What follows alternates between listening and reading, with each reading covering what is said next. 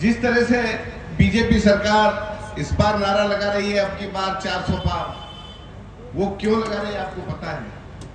कि भीमराव अंबेडकर जी ने एक संविधान बनाया था जिसमें अपने सब हक की बात कहने का अधिकार दिया था, वोट डालने का अधिकार दिया था, जो हम ये बोल रहे हैं इनका अपनी बात रखने का अधिकार दिया था।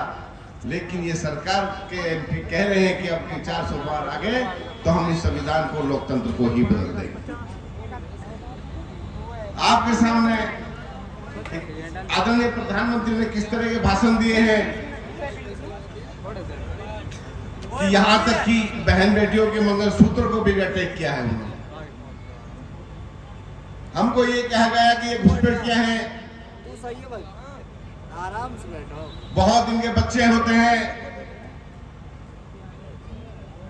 और जो मन में आया है उस तरह की सी राजनीति के मेरे ख्याल से ऐसे किसी भी आज तक देश के प्रधानमंत्री ने ऐसी बात नहीं की जो इस बार बात की।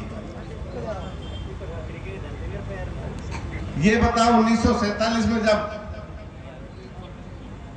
आप लोगों को सबको पता है कि देश का बंटवारा हुआ था और हम मुस्लिम्स को ये चॉइस थी, या तो हम बांग्लादेश जाएं या दूसरे पाकिस्तान जाएं, किसी को चॉइस नहीं थी। लेकिन यहाँ के मुसलमानों ने इस देश में राज, देश की रक्षा की और इस देश की रक्षा करते रहेंगे। हम घुसपैठिया नहीं है इस देश की। मैं ये कहना चाहता हूं आपको कि हमारे देश के मुसलमानों ने इस देश को आजाद कराने में सबसे बड़ी भागीदारी निभाई थी, तो मुसलमानों ने इस देश को आजाद कराने में निभाई थी। आपको पता, महात्मा गांधी ने कहा था कि मुस्लिम जैसे, खासकर मेयो जैसे हमारे पास आदमी हो जाए तो हम हिंदुस्तान को 24 घंटे में आजाद करा लेंगे। हमको घुसपैठिया कहते हैं, हम घुसपैठिया नजर आते हैं उनको। अभी आपके सामने मेरे से पहले भी 2-3 प्रवक्ताओं ने कहा कि यहां से 10 साल से लगातार सांसद बनते आ रहे हैं। कभी भी मेवात की कोई बात आज तक देश की सबसे बड़ी पंचायत में मेवात की नहीं उठाई। सिर्फ और सिर्फ मेवात की वोटों को लेने के लिए लोग मेवात को याद करते हैं। बताओ, इन्होंने कब पार्लियामेंट में ये बात उठाई कि मेवात को कोई यूनिवर्सिटी चाहिए? ये बताओ कब इन्होंने बात उठाई कि मेवात को नेशनल हाईवे 248 को 4 लेन बनाया जाए? कब इसने बात उठाई कि मेवात कैनाल लाई जाए? कब बात उठाई इन्होंने कि मेवात में इंडस्ट्रीज बनाई जाए? कब बात उठाई ने बड़ौदा में कट दिया जाए? कब बात उठाई कि जो ड्राइवर पर अत्याचार के जो कानून लाया गया है, इस कानून को कब खत्म किया जाएगा? आज तक कोई ऐसी बात इन्होंने पार्लियामेंट में नहीं उठाई जो हम ये कह सकें कि ये हमारा सांसद है।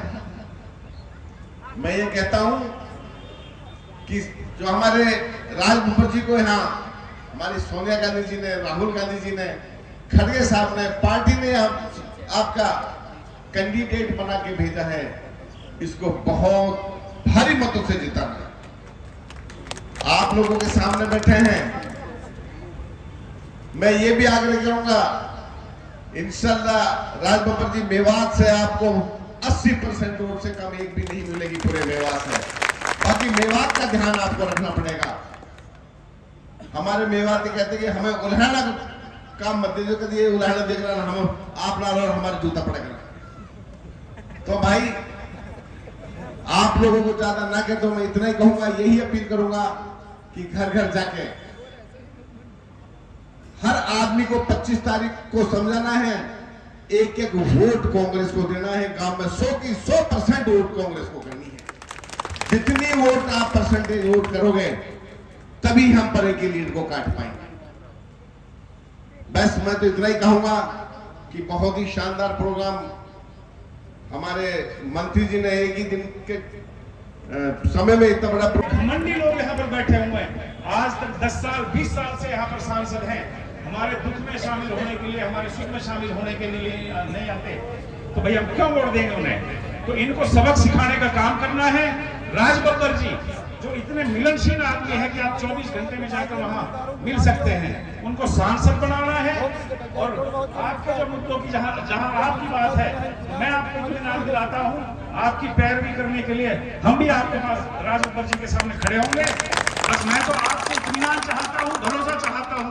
सारे साथी हाथ उठाकर राजबब्बर जी को यहाँ यकीन दिलाएं, हम आपके साथ जय माता दी, जय माता दी, जय माता